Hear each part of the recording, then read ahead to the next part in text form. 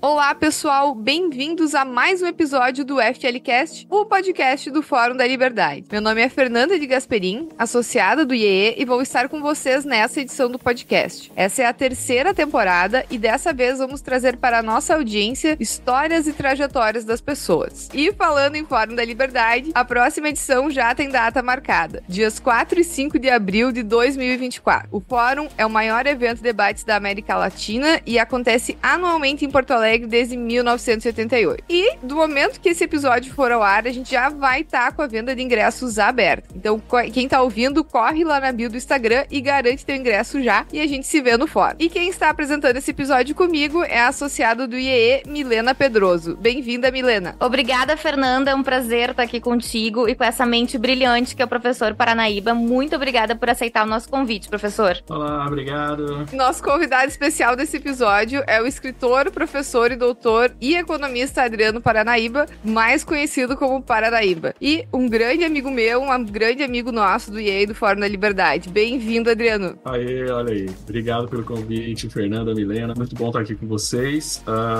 Realmente isso, somos aí parceiros aí do Fórum, do IEA e contem sempre com a gente aqui, tanto comigo como o Instituto Miss Brasil, tá joia? Você ouve agora FLcast, o podcast do Fórum da Liberdade.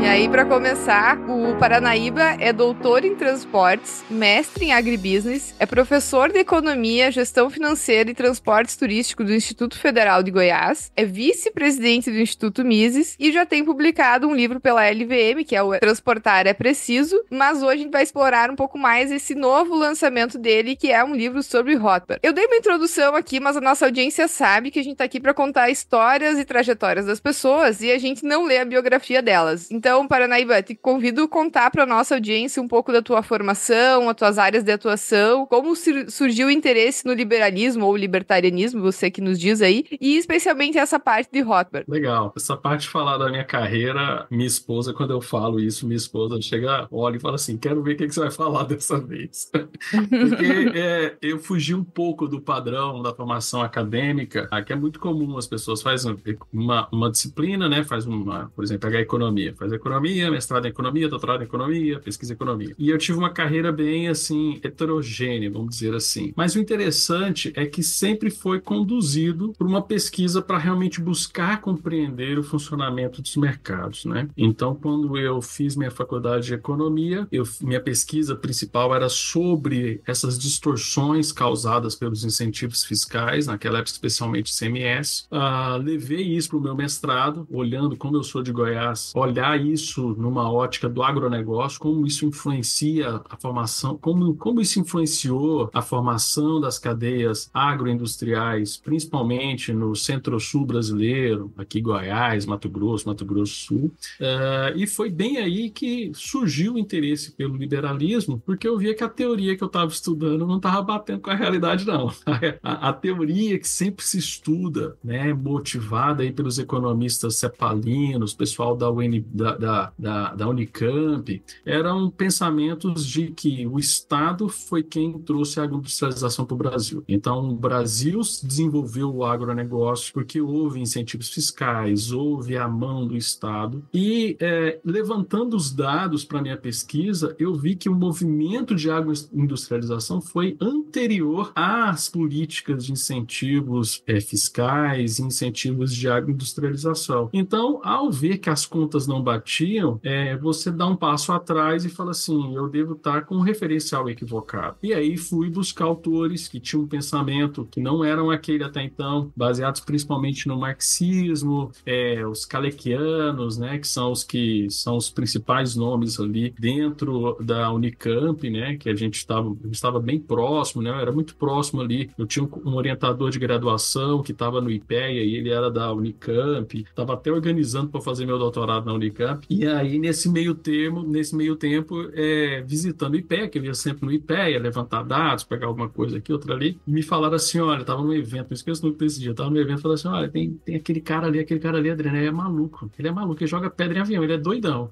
Quem que é esse cara? Ele é Adolfo Saxida, ele é liberal, velho. Poxa, esses malucos liberal. Aí eu, caramba, velho. E aí, todo mundo que eu conversava, falava que a teoria tava correta, eu falei assim, cara, quer saber? Eu vou trocar uma ideia com esse maluco aí, desse Adolfo Saxida. E aí, foi batata, né? Fui lá, comecei a conversar, ele tinha um blog na época, muito bom, o blog do Adolfo, então assim, os textos deles realmente muito diferentes do que a gente via. Eu falei assim, cara, esse cara usa um referencial teórico diferente. E aí ele foi a primeira pessoa a me orientar a ler os austríacos. Por mais que o Adolfo não é um austríaco, ele indicou a leitura de Hayek. Adriano, vai ler Hayek, vai conhecer os austríacos, porque eles podem te dar uma visão legal disso. E aí, minha dissertação de mestrado virou um Frankenstein, que até um pedaço ela era desenvolvimentista, era marxista, e depois começou a ser mais liberal. Meu co-orientador me abandonou no meio do caminho, falou assim, nossa, bicho, tá com umas ideias muito malucas, né? E aí terminei lá os trancos e barrancos lá na força do ódio, o mestrado. E aí eu falei assim, cara, eu vou ter que estudar alguma coisa que realmente traga uma discussão bacana pro Brasil. E aí eu vi o programa de doutorado em transportes, engenharia de transportes, porque transporte era o grande problema, né? A gente fala de infraestrutura, quando a gente fala de agronegócio, qual que é o grande empecilho do agronegócio brasileiro? É transporte. Então eu fui estudar transporte. Eu falei assim, cara, então tem um doutorado na UNB em transporte, perto aqui de Goiânia, vou fazer esse doutorado. E aí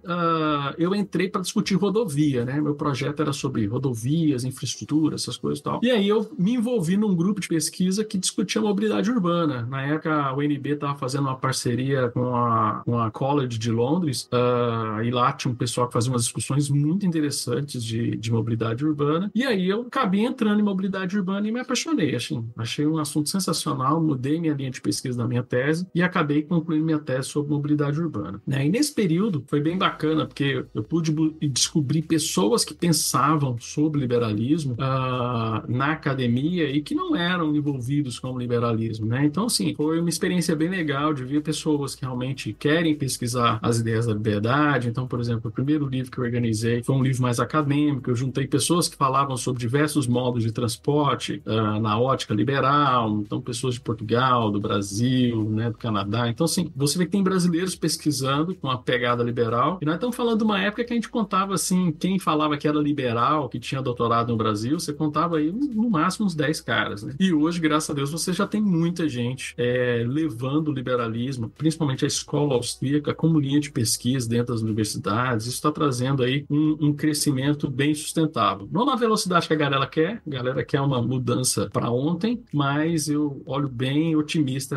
essa vertente, né? E aí, dentro dessas minhas pesquisas lá no doutorado, né? Porque é interessante, eu gostava de liberalismo, era entusiasta de escola austríaca, mas eu não via aí um link ainda para usar a escola austríaca dentro da minha pesquisa. Era tipo, pô, acho legal ler escola austríaca, mas, né? E aí eu me deparei justamente com um texto do professor Randall Rockcomb, que é um texto sobre bens públicos, a teoria dos bens públicos para a escola austríaca. É um artigo sensacional. E ali eu vi casar a ideia de que dá para discutir escola austríaca quando a gente fala de transporte, quando a gente fala de mobilidade urbana, né? E aí fui para as conferências de escola austríaca lá nos Estados Unidos e conheci o Rothbard, né?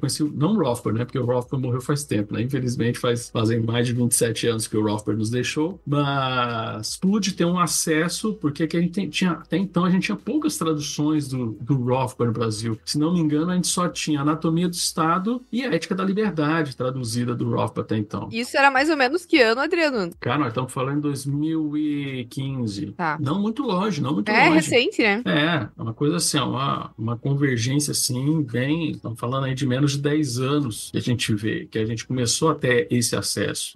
E com isso, o Rothbard começou a entrar nas minhas discussões de pesquisa, de mobilidade urbana. Por incrível, né? São algumas coisas engraçadas. Quem é do urbanismo vai achar interessante, né? Um dos poucos autores que recomendavam a leitura de Jane Jacobs, lá naquela época que ela estava escrevendo, era o Rothbard. O Rothbard tinha um jornal e ele ficava recomendando ler os livros da Jane Jacobs, porque ele falava assim, essa mulher aqui tem umas ideias bem libertárias, vale a pena ler. E olha, o Rothbard, para quem leu um pouco do Rothbard, o bicho era meio crenqueiro, né? Ele brigava com um monte de gente. Então, para ele indicar alguém, E aí ele indicava a Jane Jacobs, que é um nome muito, muito forte para a galera que estuda urbanismo, né? E mobilidade. Então, e aí foi super legal, esse casamento das ideias e dá certo. De hoje eu tenho uma agenda de pesquisa voltada, né, para um estudo de economia das cidades, né, de economia urbana, com foco em transportes, tendo o Rothbard um nome importante, né, dentro da discussão. Professor, é muito interessante, assim, a tua trajetória, porque tu partiu de uma formação tradicional, marxista, keynesiana, descobriu daí os teóricos austríacos e, partindo da engenharia, foi se especializar em mobilidade urbana e transporte. Inclusive, tem ali, né, o teu canal no YouTube das temporadas do mini documentário Transportar é Preciso. Exato. Também tem o livro sobre o tema, né, Transportar é Preciso, diversas palestras e papers sobre o assunto. E aí, que já mais de uma vez eu vi e li textos teus e vi palestras tuas sobre os sistemas de transporte no Brasil não funcionarem. E, na verdade, qualquer brasileiro que for num ponto de ônibus vai perceber o atraso, a precariedade, a dificuldade de acessibilidade, os buracos na estrada, o quanto em diversos lugares do nosso país não funciona. E também, dependendo do horário, não dá nem para embarcar porque o ônibus está lotado. Além, claro, de todos os impostos que a gente já paga, a gente também tem que pagar as tarifas do ônibus, porque olha só, né, tem custo que também está envolvido. Então, o que tu diria, assim, né, complementaria, assim, do porquê que os sistemas de transporte do Brasil não funcionam, professor? E teríamos alguma solução? O sistema de transporte do Brasil não funciona porque a gente é governado por um bando de idiota. Não, de boa, sério. É uma coisa que eu sempre falo. Se o sistema de subsídios, o sistema que nós temos hoje de concessão, funcionasse, eu dava a mão à palmatória. Você desculpa, liberalismo pode não funcionar para transportes. Mas não funciona, galera. Transporte é um lixo em todas as cidades brasileiras. É um lixo em várias cidades do mundo, né? Você pega o metrô de Paris, é uma porcaria. Você pega o metrô de Nova York, é mais famoso pela quantidade de ratinhos que correm lá. Então, assim, os sistemas de transporte são caóticos em todos os lugares do mundo e todos eles usam esse modelo que nós usamos. Então, quando a gente fala assim, vamos diminuir o Estado no setor de transportes, vamos privatizar, as pessoas assustam e ficam assim, mas sem o Estado, como é que vai ser, né? A famosa frase, mas sem o Estado, quem vai construir as ruas, né? Quem vai construir as rodovias? Como se estivesse dando certo. Então, esse é o meu ponto de partida. Tipo assim, não tá dando certo. As ideias que nós usamos são erradas e estão provando que estão erradas. Vamos tentar algo diferente? Se der errado também, não vai mudar muita coisa. Então, essa é uma teimosia. Primeiro, nós somos governados por o político, ele tem essa característica de ser motivado por voto, então ele vai sempre apoiar qualquer ideia que seja populista que garanta voto para ele. Ele não tá nem aí pro conteúdo. É uma ilusão de nós brasileiros achar que o político precisa estudar e entender. Não, o político é motivado a voto. E o que dá voto hoje no Brasil são ideias populistas em vários locais do mundo, né? Então, esse é um grande problema. Combinado a isso, aí é uma coisa que o próprio Rothbard fala, todo político para ser bem sucedido, ele precisa ali de uma camada de intelectuais para dar um suporte, para dizer assim, não, é ciência, né? Nós estamos isso muito na pandemia, né? Não, isso daqui é ciência, cientificamente provado. Então, como a gente tem uma produção de teimosos, pessoas que não desistem de teorias que já foram consideradas erradas, que dão erradas e vão continuar dando errado, ele pega essa teoria errada e usa como plataforma para fundamentar o seu discurso populista. Então, é um problema muito grave que a gente enfrenta hoje no mundo, porque a gente precisa justamente, a gente precisa desenvolver, eu acho que a gente está desenvolvendo, ainda vai demorar, porque tem um tempo, eu até vou ser bastante sincero, acabamos de falar aí, é recente, né, muitas coisas e tal, então os efeitos eu já vejo de uma forma positiva. Então, por exemplo, você tem uma formação de intelectuais, de pesquisas, para dar dados, para dar fundamentos, para ser ciência de verdade, a gente está caminhando para isso, para daqui a pouco as pessoas gostarem disso, as pessoas acharem que isso pode mudar a vida delas, e as pessoas achando que isso pode mudar as vidas delas, os políticos vão apoiar essa ideia pelo simples fato de dar voto. A gente tem que perder essa esperança de que o político vai vir e vai salvar. Não, política é voto. Então o que a gente tem que fazer? A gente tem que fazer as nossas ideias liberais, as ideias da liberdade, darem voto. Então por isso que eu admiro muito o Fórum da Liberdade, porque movimenta muita gente, abre a cabeça de muita gente para lá no evento e sai de lá realmente, poxa, as ideias da liberdade são boas. Vocês chamam, é uma coisa que sempre é criticada no fórum, mas eu acho sensacional. Levar político pro Fórum da Liberdade, que aí o político vê que tem muita gente que acredita naquelas ideias e, essas ideias aí, então levar político mesmo que não acredita em liberalismo. O cara chega lá e vê, tem não sei quantas mil pessoas aqui que acreditam nessa ideia, eu vou fazer alguma lei usando essa ideia aí para ganhar voto. Porque é isso que a gente tem que esperar de político, tá? Claro, nós temos políticos que realmente estudaram liberalismo, que estudam, que são pessoas coerentes, mas sim, a sua grande minoria minoria, mas temos. Então, nós não é falar que todo político é assim. Então, nós temos aí Ricardo Gomes, nós temos Marcel Van Hatten, nós temos vários outros nomes. Não vou ficar citando nome aqui, porque se eu esquecer de alguém, vai ficar chateado, aí vai mandar hashtag, pô, eu esqueci o meu nome e tal. Então, assim, mas nós temos aí um volume interessante de políticos realmente engajados, porque, na verdade, eles não são políticos que foram pro liberalismo, eram pessoas do movimento liberal que resolveram se dedicar à política, né? Então, um pouco disso. Então, o que eu falo é isso, a gente tem que, primeiro, parar desse romance, né, de, nós vamos mudar o Brasil. Nós não vamos mudar o Brasil, né? Nós precisamos fazer com que as ideias deem voto para que os políticos comecem a querer aprovar leis sobre essas ideias. E, às vezes, as pessoas, o eleitor, a população, não consegue perceber que essa ideia de liberalismo é melhor para ela, porque ela não consegue visualizar. Porque muitas vezes, e eu acho que é uma autocrítica que eu tento fazer para mim também, a gente mergulha em livros, em teorias, mas não sabe traduzir isso para as pessoas, mostrar que aquilo vai melhorar a vida dela, né? Que em contrapartida, o populismo liberar mais tudo vai trazer mais prosperidade para o país. E isso me lembrou, Adriano, aquela analogia que tu fez no Fórum da Liberdade no ano passado, no painel que eu tive a honra de mediar contigo, com a Alain Bertot. Pô, foi da hora aquele painel, foi da hora.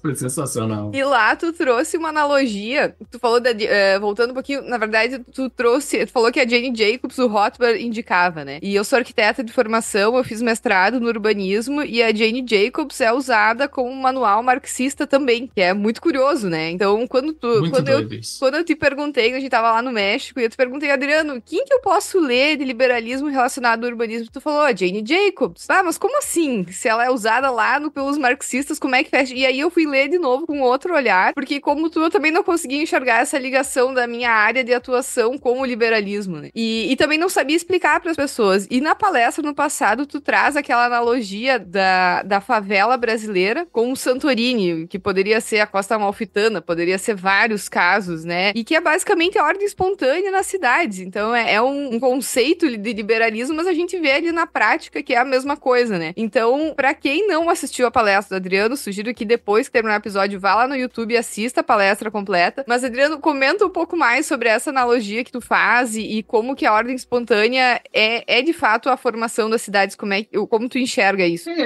De novo, né? Como a gente tem aí, ontem, é engraçado, tava conversando ontem no jantar, né, aqui em casa, e meu filho fez uma leitura que eu acho que é correta, né?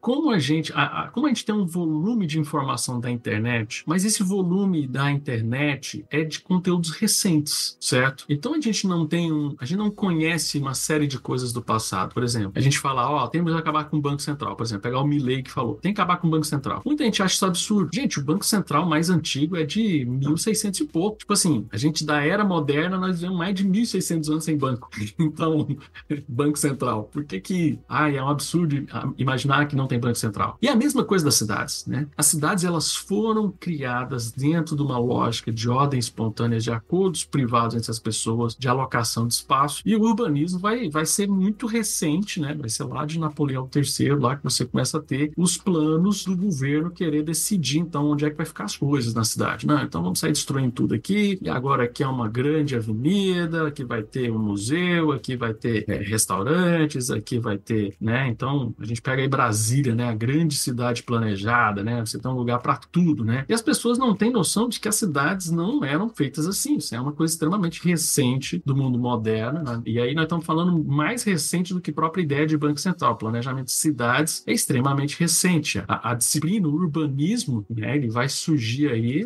na virada do século passado. Então, assim, nós temos não temos nem 200 anos de planejamento de cidades. E as cidades, elas surgem de ordem espontânea. As pessoas vão se reorganizando, vão combinando ali nos seus arredores como é que funciona, e só depois nós tivemos aí esse excesso de intervenção estatal, de dizer até quantos metros quadrados que tem que ser o tamanho de um lote, né? Então, isso daí que é o que a gente vive hoje, é o absurdo intervencionismo. É engraçado, e aqui eu quero fazer um link com o que você falou da Jane Jacobs. Por que os esquerdistas sempre trazem a Jane Jacobs e conseguem capturar as ideias da Jane Jacobs? Porque a Jane Jacobs, ela sempre fazia uma discussão de você discutir entre os indivíduos ali, né? Na comunidade. Então, não, né? Até é famoso um evento que tem até hoje, que é o James Jacobs Day, né? O James Walking Day, né? Que tem um dia onde as pessoas fazem o que a Jane Jacobs fazia. Que era o quê? Pegar os vizinhos, dar um rolê no quarteirão e ver o que a gente consegue arrumar sem precisar do governo. Os marxistas puxam comunicam isso com uma lógica de empoderamento da comunidade para largar das amarras da opressão, que coordenam as cidades, porque as cidades são coordenadas pela especulação imobiliária. Então é aí onde os marxistas capturam a Jane Jacobs. Sendo que a Jane Jacobs, na verdade, ela é uma grande libertária. Ela vai falar assim, ó, a gente não precisa da prefeitura, velho. Ó, vamos a gente se organizar aqui, vamos nós tampar os buracos da rua mesmo. Ó, a gente olha aqui, se na nossa rua aqui tem 10 buracos aqui, nós somos 20, cada um paga metade do buraco, a gente resolve, acabou. Não precisa de governo. Então, assim, é aí onde ela vive esse limbo entre ser disputada pelos marxistas e pelos libertários. Então, esse é de fato um ponto importante da gente entender do funcionamento mecânico das cidades. Então, as cidades, elas vão ter essa formação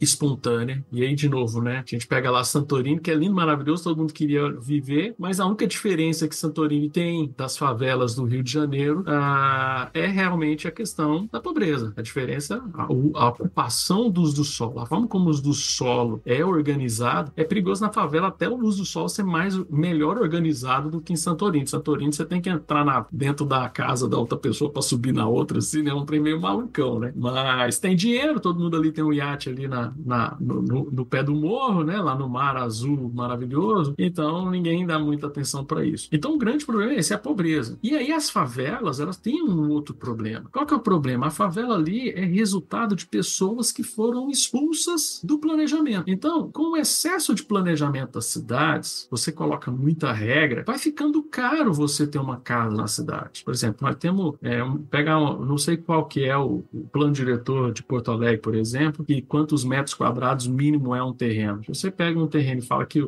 uma cidade, é muito normal ter plano diretor falando assim, tais regiões, tamanho mínimo do lote é 270, 300 metros quadrados. Tem lugar no Brasil que tem lote mínimo de 900 metros quadrados. Absurdo isso. Então, assim, quem que tem condição de comprar 300 metros quadrados dentro de uma cidade? Um terreno caro. E o pior, aí esses 300 metros quadrados, você não pode construir os 300 metros quadrados. Os 300 metros quadrados, você tem que ter recurso, você tem que ter calçado, você tem que ter afastamento, você tem que ter área de não sei o que e tal. Você vai construir no máximo 10%. Então, esse terreno fica muito caro. Então, a ordem planejada para deixar a cidade bonita e que acaba nem ficando, né? As pessoas falam assim, a cidade tá uma bagunça. Tem plano diretor. É porque o plano diretor não consegue planejar tudo também. E aí vai surgindo distorções e para consertar uma distorção vai surgir uma nova regra e as pessoas esquecem que é esse excesso de regras que destroem a cidade. E com isso, a gente tem as pessoas sendo expulsas da cidade. Então, a grande diferença do que a favela é diferente de Santorini, porque a favela é formada por pobres que foram expulsos das cidades, enquanto Santorini você teve o acolhimento das pessoas. Então, essa é uma discussão muito importante. Você está ouvindo FLCast. E assim zeramos o podcast, Fê, porque tudo que o Estado planeja não vai dar certo. Vai prejudicar quem? Os indivíduos, a população, a sociedade, principalmente os mais pobres. E seguindo nos princípios da escola austríaca, porque a propriedade privada é importante. Inclusive, tu chega a dizer que é um princípio regulador das cidades. Explica pra gente, por favor, professor. Olha só, assim, tem algumas coisas assim que a gente não acredita, as pessoas realmente não querem dar um mínimo de crédito para se discutir uma ideia simples como a propriedade privada. Propriedade privada, primeiro, que terrenos são bens escassos. Terra, né, é escasso. A superfície da terra é escasso, né? E todas as tentativas que nós tivemos, e aí não é nem escola austríaca não, tá, gente? Várias outras correntes de escola econômica falam da tragédia dos comuns, né, de você pegar um lago, né, e tratar aquilo como bem comum. Um exemplo famoso de tragédia dos comuns que tem dentro da cidade é o trânsito. O que é o congestionamento? É a tragédia dos comuns, falar que aquela rua é de todo mundo pode usar e vira uma bagunça. Então, o que você falou da propriedade privada ser a essência de ser o grande regulador é justamente isso. Quem tem dono é ao contrário, vamos falar assim, tem um ditado aqui em Goiás que a gente fala assim, cachorro que tem 2 donos morre de fome. E é isso que a gente vê dos hospitais, das ruas, das escolas. Tudo que fala que é público, não tem dono, ninguém cuida, ninguém tem a responsabilidade, tá? Então, a propriedade privada, se a gente pegasse todas as propriedades e virasse automaticamente tudo privado, as pessoas teriam que ter responsabilidade sobre aquilo, minimamente para poder tirar renda daquilo. Então,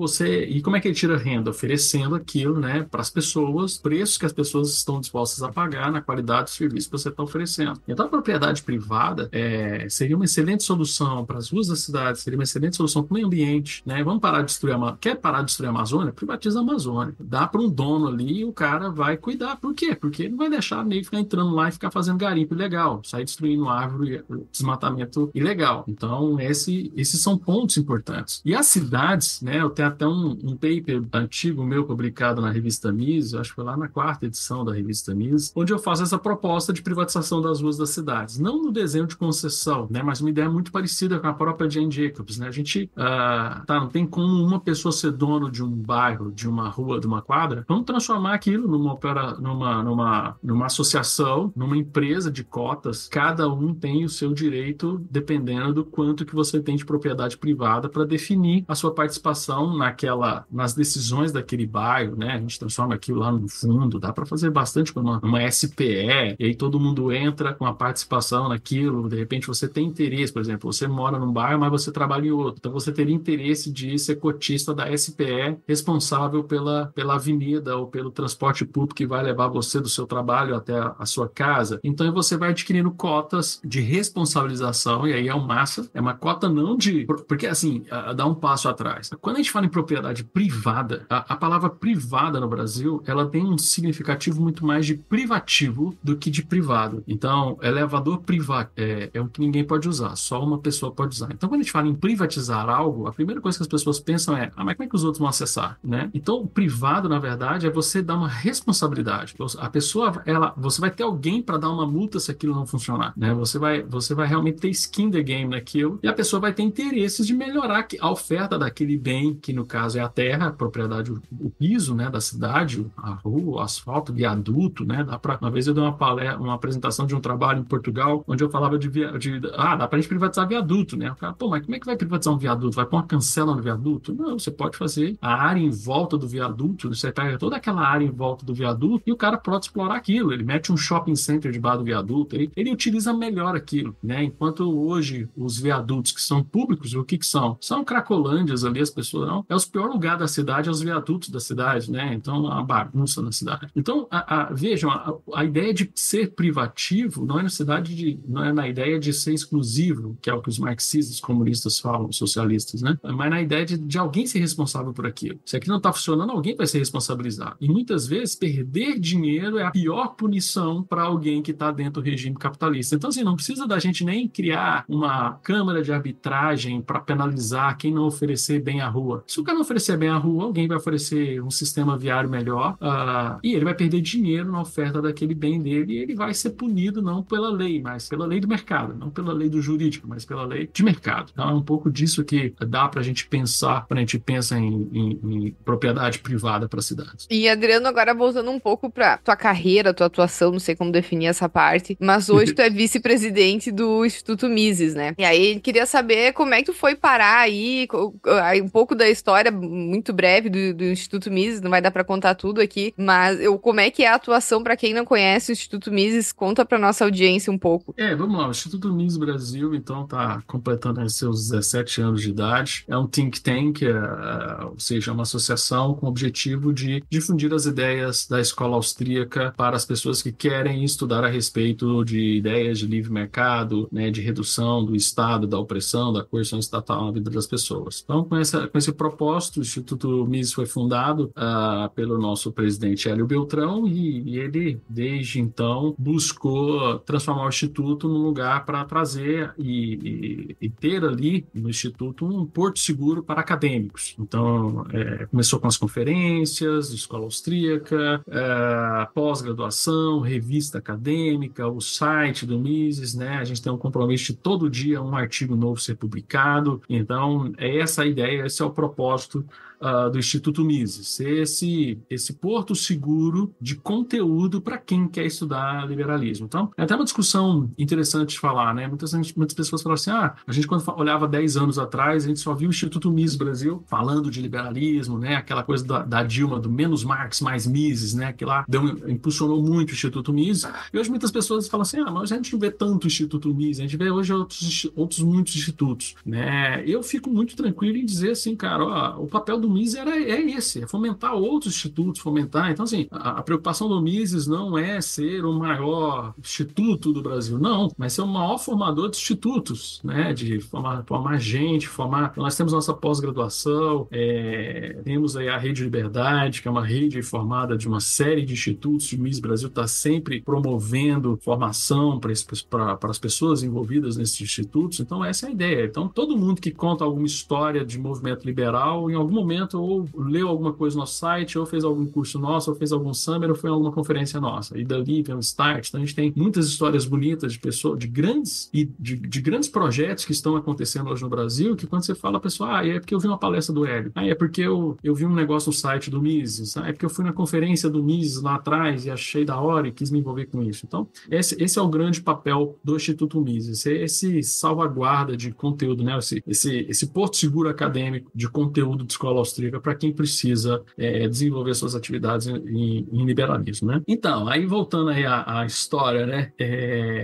Quando o Adolfo mandou falar, vai lá ler os austríacos e tal, eu vi uma conferência de escola austríaca engraçado, eu conheci primeiro o Mises americano, né? O Mises Institute, né? Que fica lá em Auburn, no Alabama, e na época eu estava participando de alguns movimentos aqui em Goiânia, e aí eu tinha essa pegada acadêmica, eu escrevi um paper de umas ideias que eu estava tendo, mandei e eles aceitaram. E aí eu fui para essa conferência, né? E nessa primeira conferência que eu fui, cheguei lá, fiz minha apresentação, né? Eu tenho esse perfil de fazer algumas brincadeiras nas apresentações, né? Algumas chacotas e tal, o pessoal gostou e tal. E aí o Hélio veio dar uma palestra. Aí passou um tempo, o Hélio veio dar uma palestra aqui em Goiânia, e aí ele falou assim, me contaram que você deu uma palestra boa pra caraca lá nos Estados Unidos, vamos andar junto com a gente, né? Aí passou, que da hora e tal, passou pouco tempo, o Gianluca Lorenzon, que era o CEO do Instituto Mises Brasil, né? O chefe de operações do Mises, me chamou para compor um time que tinha no Mises chamado especialistas, né? Que hoje, na verdade, é o nosso corpo docente, a gente não tem mais essa nomenclatura especialista, temos hoje os docentes do Instituto, né? E aí eu comecei a me envolver com o pessoal do Instituto Mises, participar de conferência. Quando surgiu a pós-graduação, aí eu fui dar uma contribuição na pós-graduação, e aí eu me envolvi mesmo no Instituto Mises no ano de 2018, quando me chamaram para ser editor da revista acadêmica, né? Então a revista acadêmica, que era só impressa, eles queriam fazer uma expansão da revista, e aí eu tinha acabado de terminar meu doutorado terminei em 17, aí em 18 eu comecei a trabalhar efetivamente mais próximo do Instituto Mises, ali como editor da revista, né? E aí depois foi só aumentando o envolvimento, né? Diretor acadêmico e agora vice-presidente dentro do Instituto Mises. Eu, inclusive, professor, o intensivo de verão, o Summer School, foi meu primeiro contato com a tradição do pensamento liberal. E foi incrível. Foi o primeiro momento aquele que eu tomei as minhas primeiras Red Pills. E, inclusive, assim, né, pra quem tá ouvindo a gente, não conhece, nunca participou, são 4 dias intensivos de estudos nos princípios da tradição do pensamento liberal. A gente foi dividido em 4 casas, a casa Menger, Hofbauer, Hayek, Bastiat. Não, olha, é disputa, é a gamificação acontecendo o tempo todo, rola grito de guerra, é incrível. A gente ficou, né, numa pousada no interior de São Paulo, e nesses 4 dias também tomando café da manhã, almoçando, jantando contigo, com o Rodrigo Marinho, com o Hélio Beltrão, com a Marise, com grandes nomes e referências aí que a gente admira muito, e eu tô sempre indo atrás, assim, estudando essas pessoas. Então, vai ter de novo agora, professora? Vocês vão fazer? Vamos lá, momento spoiler, então. Esse ano a gente não vai fazer o Summer, porque nós vamos retornar com a Conferência de Escola Austríaca no Brasil. Então, em agosto, nós estamos fechando a data, mas o pessoal aí já coloca no radar, talvez dia 9 de agosto, se mudar é dia 10 ou dia 8, mas vai ser nessa semana do dia 9 de agosto, a gente vai divulgar fortemente lá no Instituto Mises, mas é o spoiler qualificado aqui que vocês estão ganhando. Em agosto teremos a Conferência de Escola Austríaca, aí é um dia de palestras com os grandes nomes de escola austríaca, teremos lá os nossos 3 mosqueteiros, que a gente chama, né, os caras que carregaram a escola austríaca no Brasil quando ninguém trabalhava a escola austríaca, que é o Fábio Barbieri, o Biratan Iorio e Anthony Miller, são os 3 grandes nomes de escola austríaca, são caras assim que eu pagaria para conviver com eles, então assim, sabem muito, né? E outros grandes nomes, Fernando Uth, Rodrigo Marinho, Raduan Mello e outros professores que fazem parte do nosso corpo docente. Instituto, vamos fazer um dia de uma programação bem extensa, então aí a gente não vai fazer o Summer justamente para a gente poder fazer uma boa conferência. Então a ideia é fazer a conferência esse ano e ano que vem a gente faz Summer, depois a gente faz conferência, Summer, conferência, e a gente vai revisando pra gente poder fazer um evento bem top. Muito bem, tá na agenda aqui, anotado, professor. Show. Em São Paulo presencialmente, hein, galera? Tem marcado, esse negócio de online tá acabando, graças a Deus. A gente se organiza pra ir.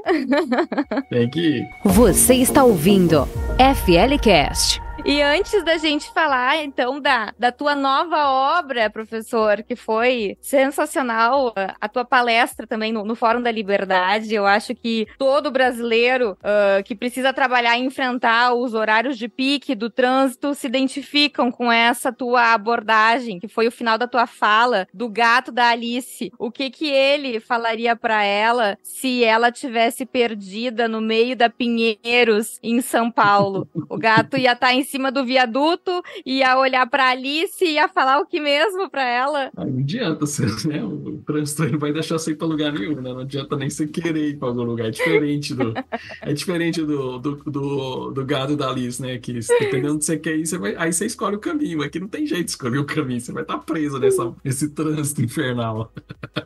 Qualquer caminho está congestionado.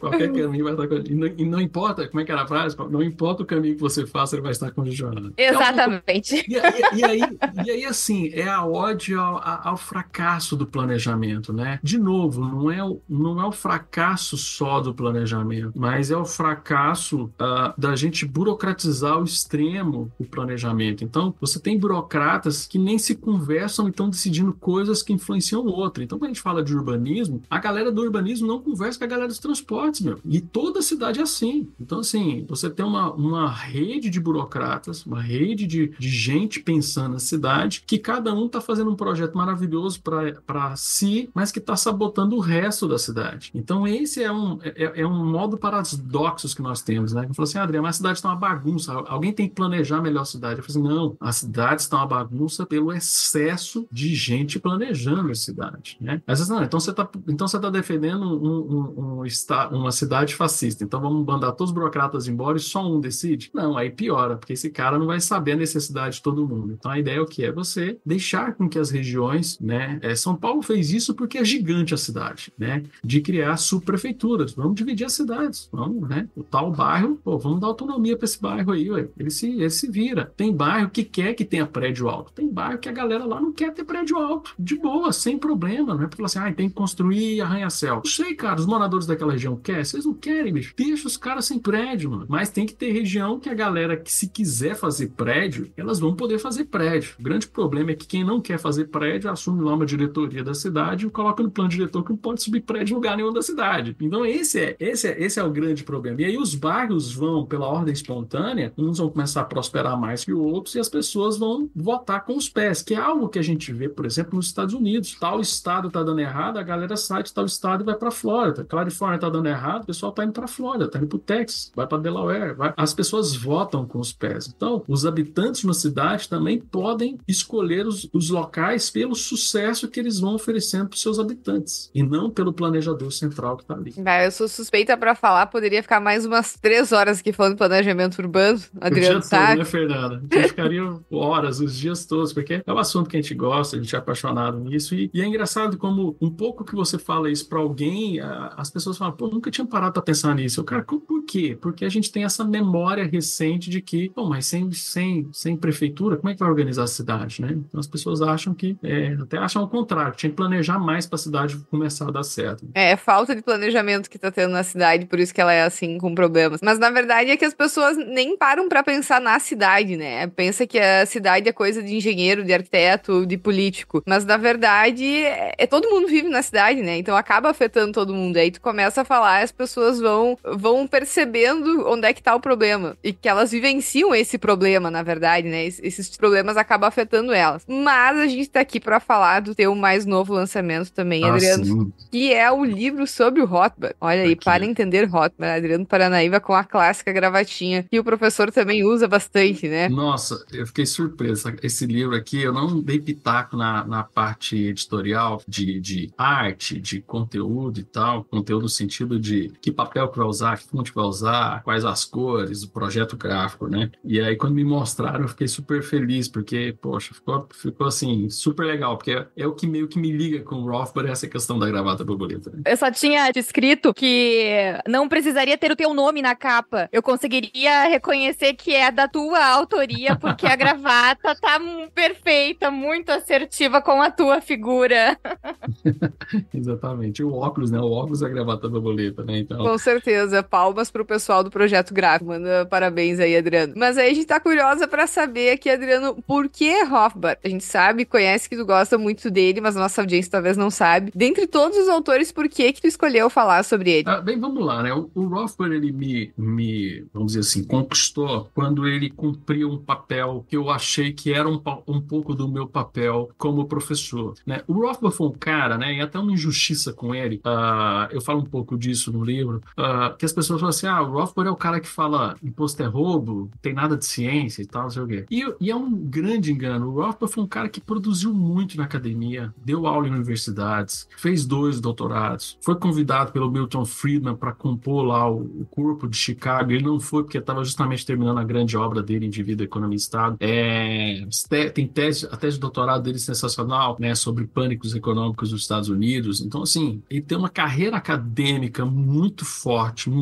ele produziu muito academicamente, mas não abriu mão de querer comunicar com a sociedade. Então, é um cara que, ao mesmo tempo que ele é acadêmico, ele também pegou aquelas coisas acadêmicas que escreveu e traduziu para as pessoas entenderem. Então, tem textos do Rothbard, e até um pouco, assim, eu acho assim, o grande problema do Rothbard foi que a gente começou a traduzir primeiro aqui no Brasil os livros os menos acadêmicos dele. Então as pessoas falam assim, aí você lê o Rothbard e fala assim, poxa, mas é tão óbvio o que esse cara está falando, eu não preciso ler mais nada. Não, você precisa ler para ter um entendimento teórico, para ele poder falar aquela coisa que pareceu óbvio. Por quê? Porque ele teve esse poder de traduzir. Então, poxa, eu não conheço nenhuma pessoa que leu Anatomia do Estado, que é um livro fininho, é um pequenininho o livro, e fala assim, cara, realmente ele tem muita coisa tem sentido que esse maluco tá falando, né? Porque ele pega ali, né? Ele tinha acabado de escrever ali a tese de doutorado dele, ele vai lá e traduz aquilo para a comunidade, né? Se envolveu lá com a fundação do Partido Libertário e principalmente depois que o Mises morreu, ele vai junto com o Will Rocker e outras pessoas, né? Juntar ali e fazer justamente o Instituto Mises, que foi o que garantiu. Até esse ano, nós estamos comemorando 50 anos da Software Conference,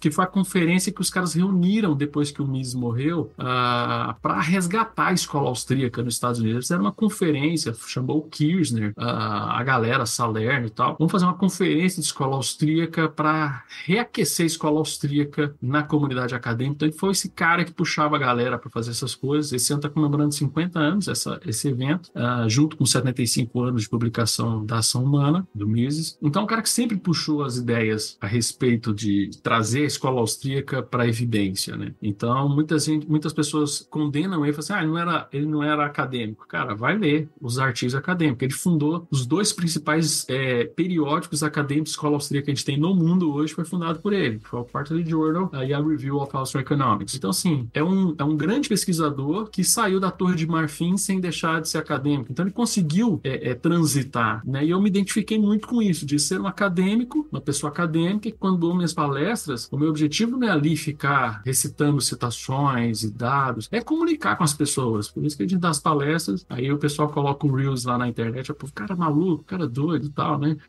Mas, então vamos ler os artigos que a gente está escrevendo, vamos estudar os papers, os policy papers, os documentos acadêmicos que a gente escreve, que é um pouco a cara do Rothbard. Então, sim, essa identificação veio com isso, como meta profissional mesmo, ser parecido, claro, estou longe, quilômetros, porque, poxa, a produtividade do Rothbard, sim, de boa, inalcançável. O cara escreveu muito, mas escreveu mais porque morreu novo, morreu com 60 e poucos anos. Então, esse é um grande legado que ele deixou pra gente. E na tua visão, professor, o que o Rothbard e os demais teóricos austríacos se diferenciam de outros economistas de outras escolas de pensamento econômico? Para mim, assim, por exemplo, eu vou na linha do individualismo metodológico, porque, por exemplo, os conceitos keynesianos do coletivo, demanda agregada, consumo agregado, eles não existem na visão da escola austríaca de economia, que compreende somente a existência das demandas individuais. A minha, a tua, a da Fê, que para efeito teórico a gente até pode somar, mas são diferentes. E fazer uma média, não quer dizer que essa média seja uma resposta para o que cada um de nós individualmente deseja. Então, assim, na tua visão, professor, o que diferencia o Rothbard e os demais teóricos austríacos do pensamento econômico tradicional ensinado nas universidades?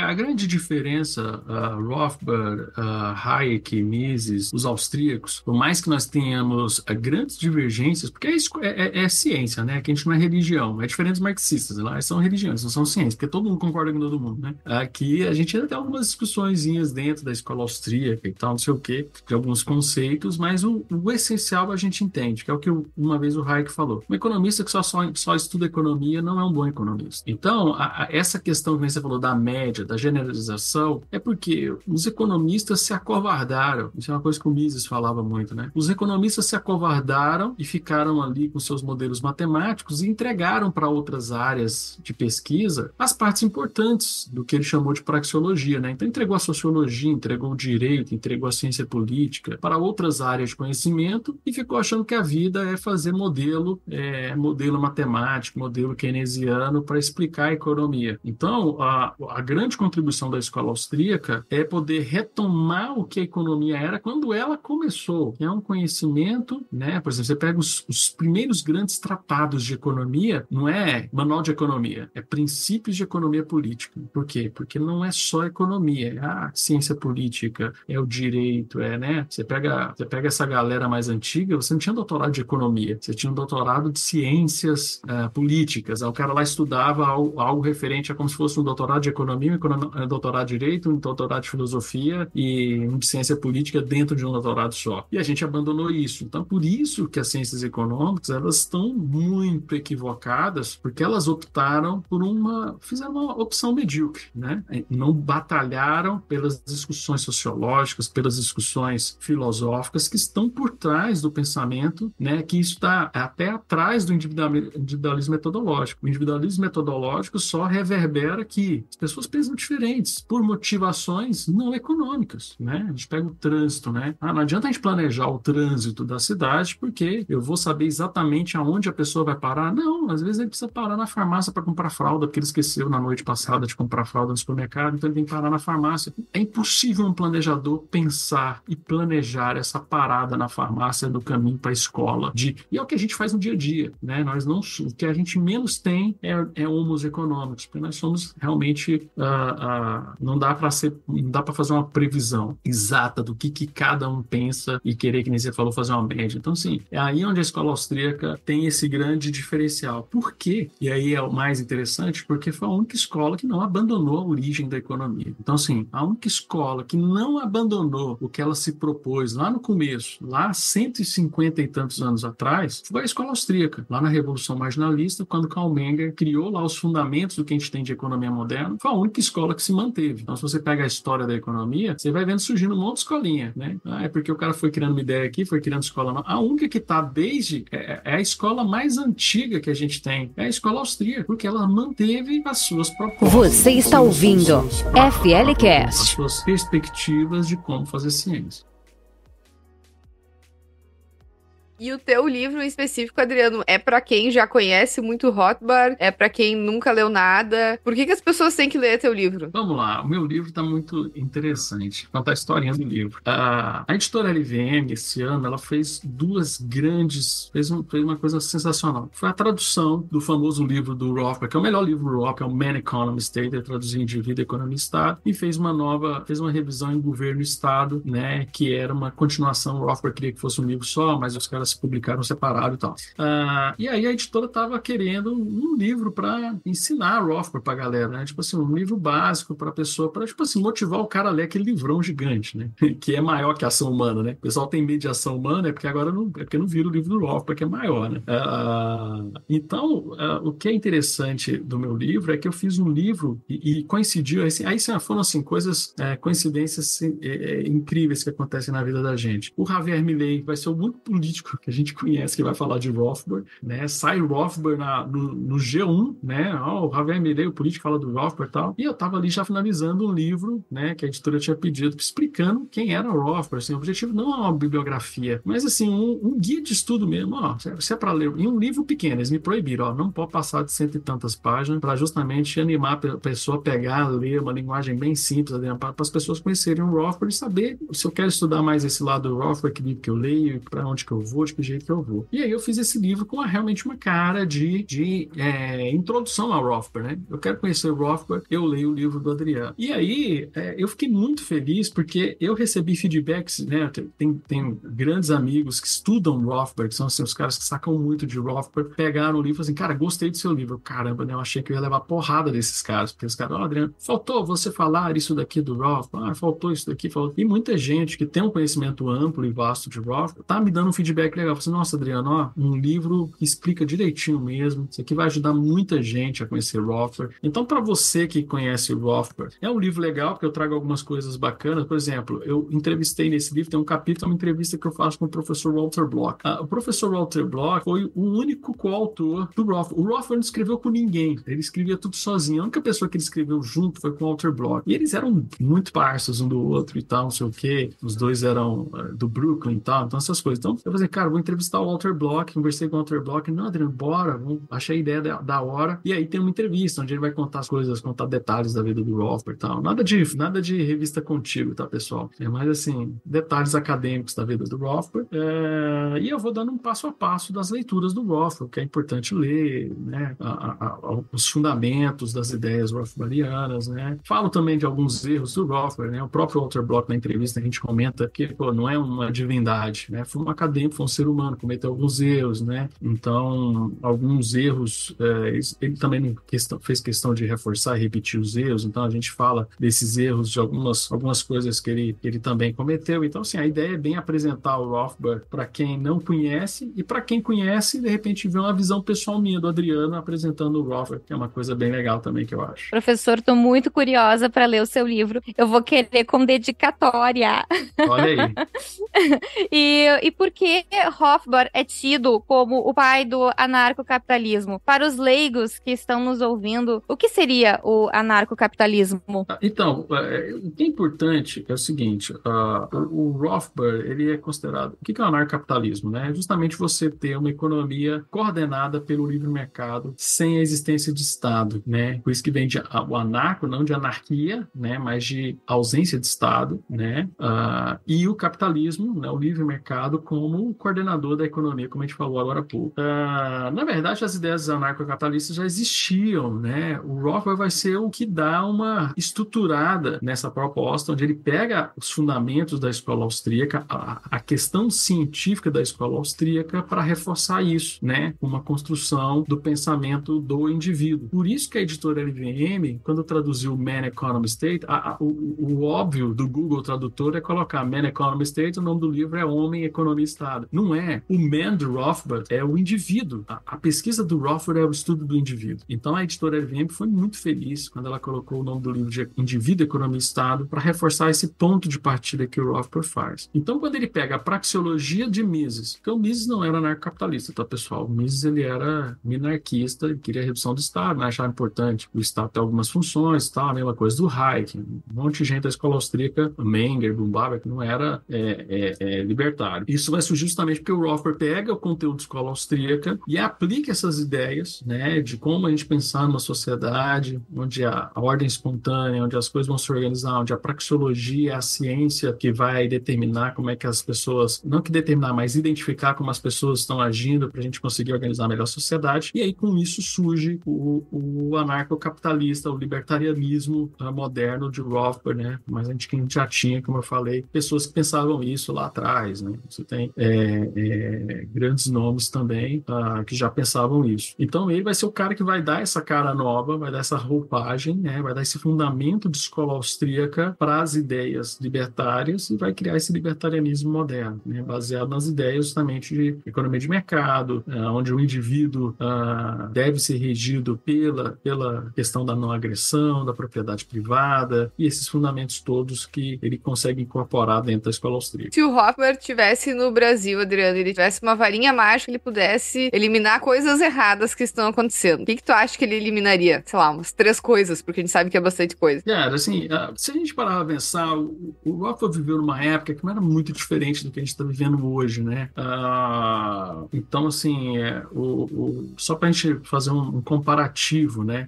Os Estados Unidos sempre teve essa disputa grande de democratas e republicanos, essa questão das guerras. Então, assim, os problemas de intervenção do Estado lá são muito parecidas com a do Brasil. Claro, em proporções e em temas, às vezes, diferentes do nosso, mas a grande discussão é a intervenção estatal, né? Então, o Rothbard sempre teve a lei dessa grande discussão de democratas e republicanos, então, às vezes, até ele apoiava um, apoiava o outro, então, porque ele queria alguém que defendesse as ideias de redução do Estado. Então, os problemas que ele enfrentou e que ele combateu foram muito parecidos com o que a gente tem hoje. Então, o que ele faria? Ele acabaria com o Banco Central, né, com a emissão da moeda pelo Estado. Isso seria, com certeza, uma das primeiras coisas que ele falou. Ele faria, né?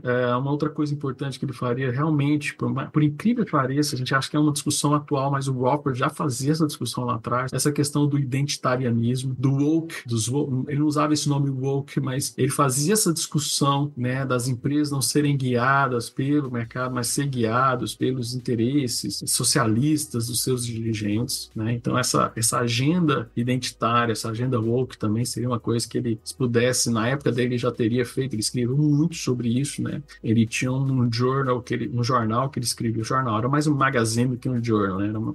Era tipo um blog da época, né? Que é hoje, né? Que era que ele escrevia junto com Rockwell, né? Então era 3 R's o nome do magazine, que era Rothbard Rockwell Review. E lá tem muito texto onde ele falava dessa questão, dessa coisa do identitarianismo, dos wokes, né? Das pessoas querer definir a agenda da vida das pessoas, essas agendas climáticas. Então já é uma discussão antiga que ele já levantava atenção para isso. Isso seria uma segunda coisa, né?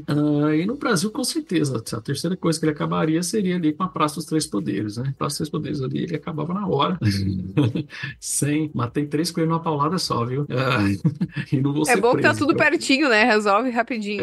Já zera, né? Então, o Rothbard faria, assim, essas 3 coisas de cara, eu acho que é o que ele faria, né? Então, você vê, são agendas muito parecidas, né? Os Estados Unidos, a gente observa alguns problemas que acontecem nos Estados Unidos, você vê esses problemas também acontecendo, e até meio parecido demais as reações das pessoas, né? Então, ele não está muito longe de pensar a sociedade, mas por isso que torna ele tão atual. É uma coisa assim também que chama muita atenção. O cara escrevia lá na década de 60, boa parte da discussão dele, você pega esse texto e coloca hoje, tá atual o texto dele, né? Então, isso é realmente muito incrível quando você pega a obra do Rothbard. Você está ouvindo FLCast. E indo para nossa última pergunta, professor, eu deixo melhor pro final aí, eu e a Fê, porque a gente adora saber sobre as fofoquinhas dos liberais. Então, assim, ó, após a Ayn Rand publicar A Revolta de Atlas, ela recebeu cartas do Mises tecendo grandes elogios de Rothbard, que eu já ouvi pessoas dizendo que nem no ápice de suas paixões teriam a capacidade de escrever de tal forma. E a carta é realmente linda. E também o Rothbard, ele participava de grupos de estudos da Rand, do coletivo. Depois, ele se afastou dela. Pra ti, professor, o que rolou ali? Rothbard e Ayn Rand, eles tiveram um affair? Ele levou um fora? Qual é o teu palpite? Vamos lá, já que é pra falar de fofoca, a gente fala, e aí é fofoca. Se é verdade, se não é a boca miúda. Não, realmente, assim, eu sou um cara que também, quando eu li Revolta de Atlas, eu acho que foi um dos poucos livros que eu fiquei varando noite lendo, que realmente é um livro sensacional. O próprio professor Walter Block, uma vez ele falou isso, eu achei a definição melhor do mundo. Ele falou assim, eu tenho inveja de quem ainda não leu Revolta dos Atlas, porque eles vão ter a emoção que eu gostaria de ter novamente, né? Então, assim, realmente é sensacional, as ideias da Ayn Rand são muito bacanas, mas como você falou, eu acho que o que sabotou essa amizade do Rothbard com a Ayn Rand foi justamente essa ideia de coletivo que ela foi criando criando, ela que defendia tantas ideias anticoletivistas, foi criando ali um clube, foi criando ali um coletivo que só eles que sabiam. E como eu falei agora há pouco, como o Rothbard era um cara que não queria estar na Torre de Marfim, eu vi que a Ayn Rand estava construindo uma Torre de Marfim e o Rothbard falou assim, não, calma, não é assim, não é bagunçado assim. Então, assim, eu acho que foi onde rolou essa treta, assim, entre eles, né? E o que a fofoca diz, onde eles romperam, na verdade, vou jogar aqui, eu sei que vai rolar, vai ser bom porque vai rolar engajamento na internet, né? Quem levou fora foi o Rand que levou fora do Rothbard.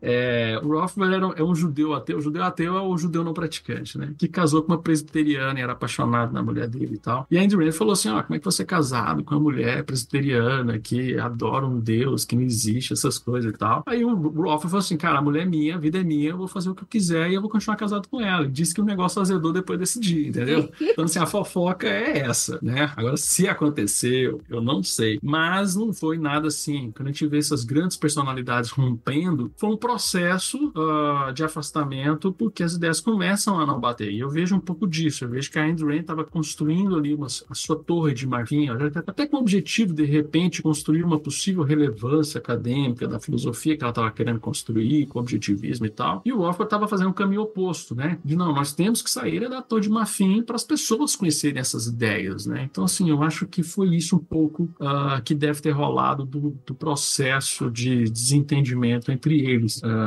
nesse processo. Né? E aí ela levou fora do Rothbard. Fofocas do liberalismo. Fofocas históricas, né? Não é apenas fofocas. Só disso, né? Antes de passar para os agradecimentos, vou fazer um ping-pong final aqui. Respostas rápidas. Eu sempre falo merda nesses ping-pong. Mas tá bom. Sempre me dou mal. A gente, aqui nesse ping-pong, essa primeira pergunta, a gente geralmente pergunta o que uma palavra importante no debate aqui significa para a pessoa, mas para ti a gente vai mudar hoje e perguntar para ti qual é a principal lição do Rothbard. A principal lição do Rothbard é que indivíduos importam, né? Não é pessoas, os indivíduos importam. E quase foi perdido na tradução, né? Que como tu comentou, poderia ter... Pois é, cara. Pois é. Por isso que eu achei legal ele vir resgatar esse negócio de reforçar pra gente, né? Que o homem, man, tudo bem. Em inglês dá a ideia do indivíduo, do man, né? Do homem, não. Do man com A e com E, né? Mas em português, homem dá a ideia dessa homem, a humanidade. O homem foi à lua. Não foi o homem que foi à lua. Foi só a galera da Apolo, fulano, beltrano e ciclano da missão Apolo. Então o homem tem esse problema. O que significa liberdade pra ti, Adriano? Liberdade é poder tomar suas decisões sem medo das suas responsabilidades. Eu acho que o principal ponto que foi perdido e que eu vejo hoje, infelizmente, muitos jovens que estão começando a discutir as ideias do liberalismo é achar que a gente defende o libertínio, né? O libertinanismo, né? Que é você fazer o que você quer. Não, é você fazer o que você quer e podendo se responsabilizar e querer se responsabilizar pelas consequências. O primeiro slogan do Instituto Liberal do Brasil foi liberdade requer responsabilidade. Então, é a responsabilização. É o que os nossos políticos não têm, é o que os nossos governantes não têm, é o que os nossos burocratas não têm, é o que os nossos pais de família hoje não têm, é a responsabilização das suas escolhas. E uma pessoa que te inspira? Além do Rothbard? Pode ser mais de uma também. O Rothbard inspira muito, né? Uma pessoa da atualidade que me inspira muito é o professor Biratan Iório, um cara assim que eu admiro, era um cara que, quando ninguém falava de escola austríaca, ele falava, aguentou muita barra sozinho, então assim, é um cara assim que eu admiro muito pela dedicação dele à escola austríaca. Então posso colocar esses dois aí na conta. Legal, e por último, um conselho que tu deixa pra nossa audiência. O conselho que eu dou esse negócio da conselho é bravo. Mas o conselho que eu dou é compre meu livro o mais rápido possível e vá atrás dos livros do Rothbard, leia Rothbard. Tem muita coisa de graça na internet, tem os livros da LVM para comprar, mas lá no site Instituto Mises tem no mínimo 5 livros do Rothbard, você baixar o PDF e ler. Então assim, não deixa, fala assim, eu vou deixar para comprar amanhã. Não, você tem muito conteúdo hoje de graça, você tem muita coisa do Rothbard lá para quem entende inglês, cara, vai lá no site do Mises americano, mises.org, e bicho, tem muita coisa do Rothbard de graça lá, muita. Eu não consegui ainda esgotar o que tem lá do Rothbard. Rothbard. Então, assim, tem Rothbard falando de urbanismo, tem Rothbard falando de vários assuntos. Então, assim, é sensacional vocês poderem ler esse autor. Dá para escolher, tipo assim, Adriano, eu quero estudar tal assunto. Rothbard teve alguma coisa escrita sobre isso. Então, assim, é um autor que pegou bem. Justamente porque, como ele estudava a essência da praxeologia e ajustou a praxeologia messiânica, dá para aplicar em várias áreas, porque é o comportamento humano, no final do dia que você está vendo. Legal. Milena, Adriano, obrigado pela participação de vocês e eu abro para considerações finais de vocês. Vou agradecer, então, Fê, por conduzir brilhantemente este episódio, ainda assim como todos dessa temporada. E muito obrigada, Paranaíba, por aceitar o nosso convite e nos dar o privilégio de uma baita aula com spoilers da tua nova obra. Sucesso e vida longa, professor. Valeu, obrigado. Obrigado a vocês duas. Obrigado aí ao IEE e ao Fórum da Liberdade. Né? Realmente são muitos anos aí também. Eu acabei de falar da admiração que eu tenho pelo professor Biratã. O Fórum da Liberdade também, durante muitos anos, são mais de 30 anos também de Fórum de Liberdade, segurando aí a tocha a luz a gente fala do MIS, né? Ideia, somente ideias ilumina a escuridão, segurando essa tocha aí das ideias da liberdade durante tantos anos. Então, eu é que tenho que não só parabenizar o projeto de vocês, mas principalmente agradecer pela existência dele, porque muita gente só existe no movimento liberal por causa de vocês. Obrigada, Adriano. Obrigada, Milena. E audiência, nos vemos no próximo episódio. Até mais. Falou.